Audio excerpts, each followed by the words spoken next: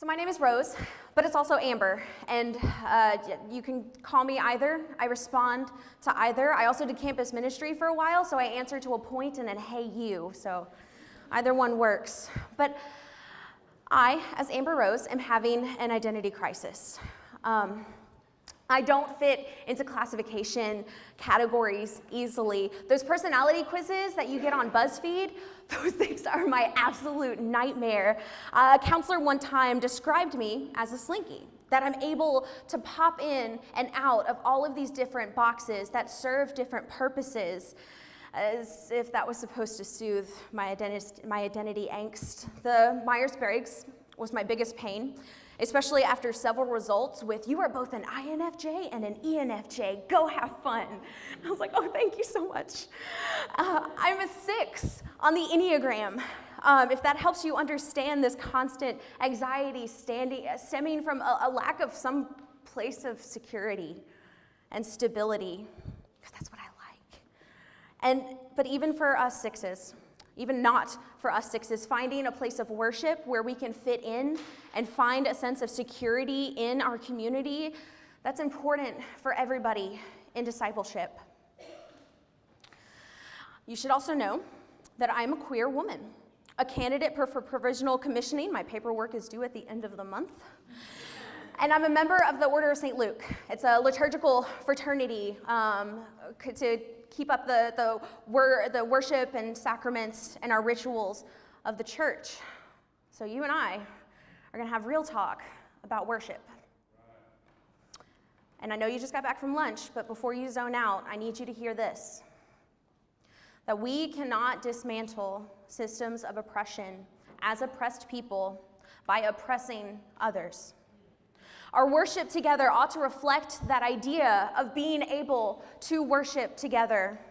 And if we, the queer community and our allies, fence the same table that we are demanding is our right to sit around, then we are no better than those who have disarmed us, those who have neglected us, and those who have refused us.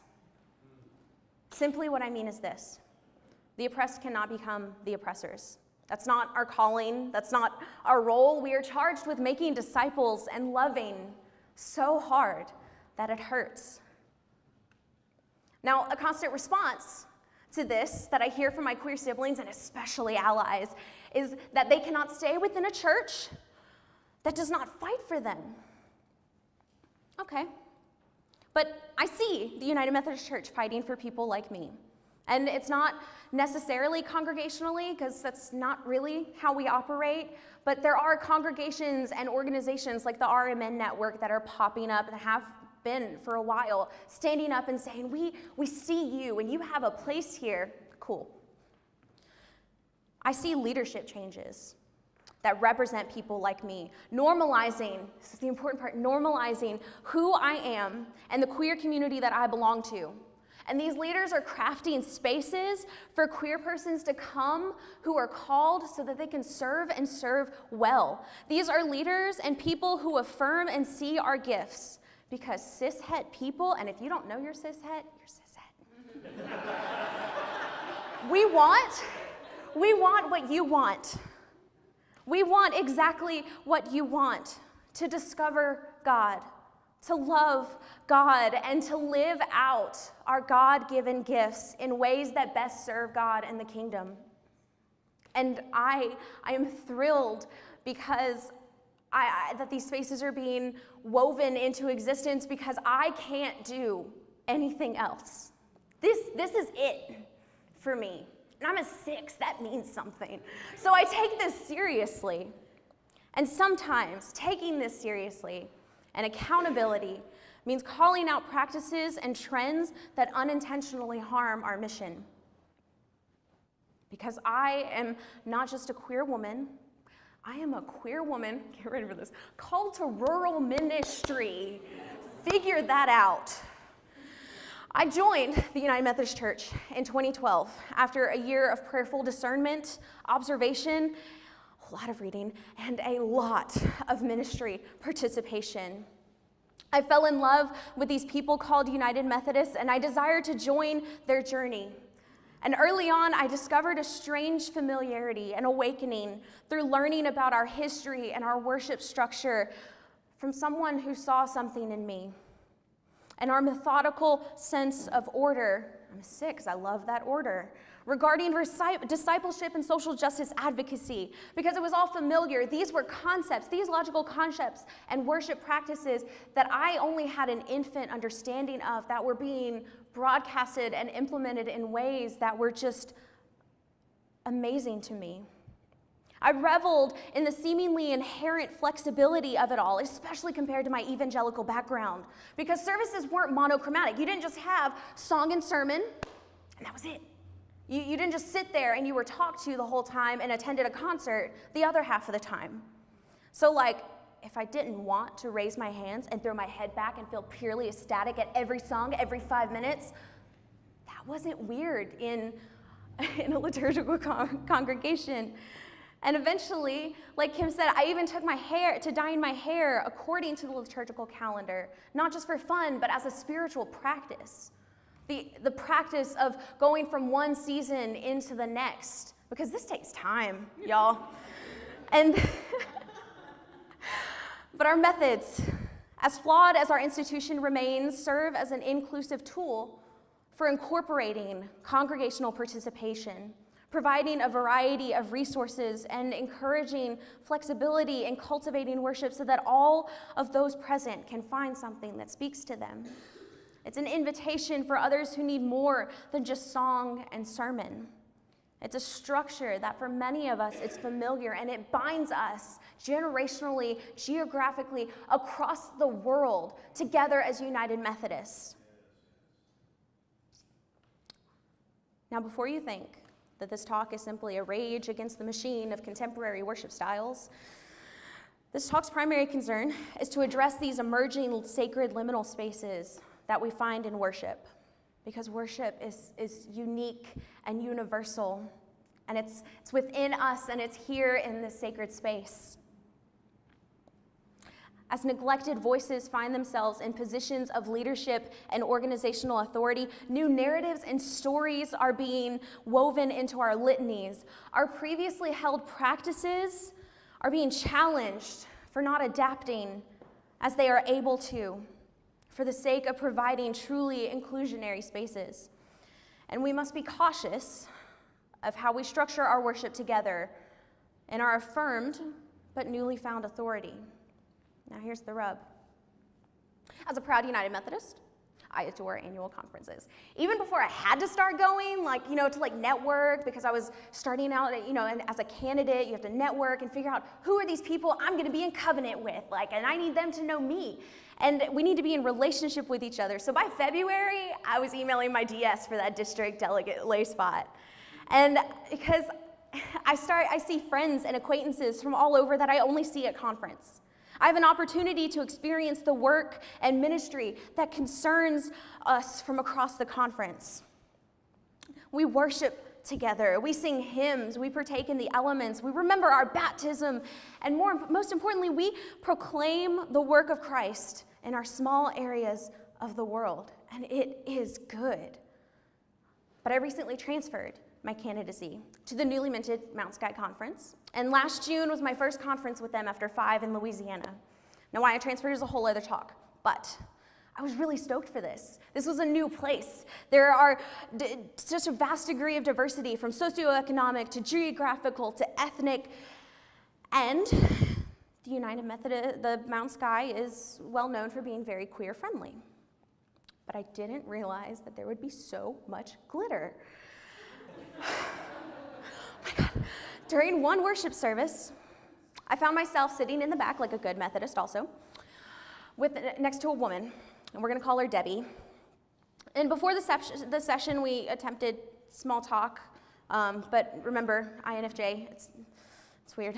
And during that talk, I discovered she was kind of associated with the WCA, the Wesleyan Covenant Association. Cool. Following the session, we were invited to participate in a call and response. Also fine. At least until the 5th line or so of that call and response, where we were invited to say something that kind of made Debbie and I just tilt our heads and go, what? What was that? Now, what we said was of no consequence, really, seemingly, on the outlook of it. It actually sounded very bold, something very, very promising, actually. What we were invited to say is that we will stand by our gay and lesbian brothers and sisters. But for Debbie, that was enough to pull her out of that worship space. That was enough for her to no longer have a connection with the other people in this room. For me, it pulled me out of that worship space because I knew there were other Debbies in this room who weren't ready to say those words. And they also were pulled away from that worship, that attitude of worship. Debbie told me later that while sharing spaces was a step she was prepared, able, cool with having, those words were not something she could join in. Now, we hear from a lot of radical extremes in our current church climate, and in those words, there are many being left out. There are many that are being left behind in the middle space, the moderates, being left without anyone showing them, walking with them, sitting next to them, broadening their theological world. And worship is an opportunity to bring us together. Worship helps us grieve, celebrate, and exist in the unadulterated presence of God when and where we gather in tension and in joy. Tension is fine. Challenge is necessary even, but we have to be mindful of exhibiting justice sustainably.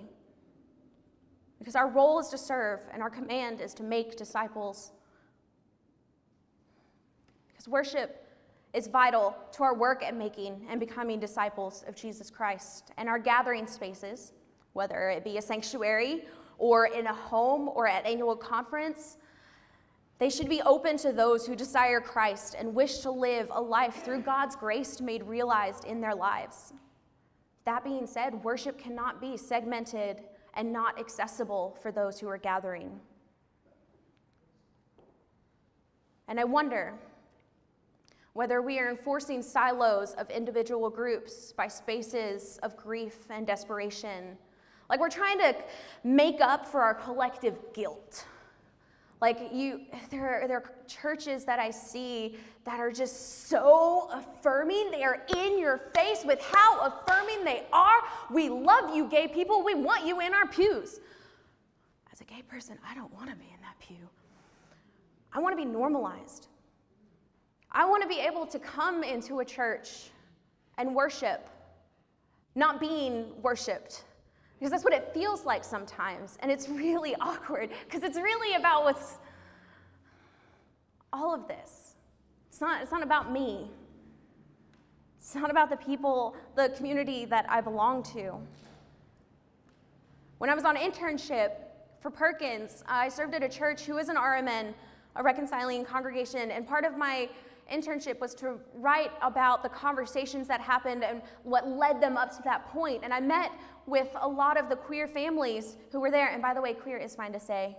I met with a lot of them, and I said, how did you feel about coming to this? Was this, because they weren't people pushing for it. These were not the leaders trying to get, no, it was all the straight people trying to get their church to become reconciling. And so I asked them, I said, what are your thoughts on this? And they said, it feels weird. Because it feels like it's a celebration of us, not a celebration of us. Now, it's important that the church celebrate these emerging narratives as people telling them feel more comfortable, more emboldened and free to share them. But our church doesn't celebrate these narratives when they become the only voice that we elevate. And over time, these echo chambers will consume us. And we can't allow that to happen. Now, a marginalized group plays into existing oppression when they hold the seat of power and continue the cycle towards their former oppressors. By using their platform in crafting worship spaces for the ears of a single group of persons. And while we desperately need these voices and these experiments with worship spaces, we cannot allow ourselves to go so far into the new without leaving breadcrumbs behind, something familiar for those not able or prepared yet to take this leap that we are almost demanding of them. And I hear your beautiful progressive minds screaming at me now. They have had 40 years, it's plus. It's time for them to jump on the bandwagon. We're here, we're queer, come on. We're gonna take a deep breath. Because these people are going to need more time if this is going to be sustainable. This is where allies become intercessors when necessary. This is where we move into cultivating sacred liminal spaces of worship as a means of literally bridging the gap in a sacred space where all can be present. Instead of other sides looking across the chasm and demanding that the other jump, we can recraft our resources and worship styles to be intentionally inviting. Not just taking a hymn and giving it a whole new tune and a twist and new words, and we're gonna add some oohs in here because, oh, it's so soulful. That's not really helpful for people who are familiar with just the book. We have to practice consideration in our worship spaces because there are ways of having both. There's a way to have this both and reality. It's where when we say all are present, all are welcome, it really means all are welcome. Breadcrumbs from the familiar. Instead of speaking and acting out of grief and fear and justified retaliation, we have an opportunity before us during the shift in our church history to establish vulnerable spaces for moderate liminal people like myself. We can present styles and resources reinventing what binds us together with more intentional language for inclusion, while still upholding the sacred nature of congregational participation, having this invitation and having this normalization. We must live into a communion with one another, because for all who seek Christ and desire forgiveness of their sin are welcome at this table. So why then must we continue erecting walls around such holy spaces of grace? I don't have a cookie-cutter plan for what this looks like because I don't know your community. So I invite you to know your community. Build bridges using a worship space so that both sides may have materials and resources so they can be present. Because being pulled out or being shut out of worship is not being hospitable stewards to one another. Read commentaries from marginalized voices and incorporate them into your conversations and your sermons and your litany, but practice consideration. Because making disciples and living into a liberation for all involves the dirty work of reconstructing, not burning the entire institutional structure down.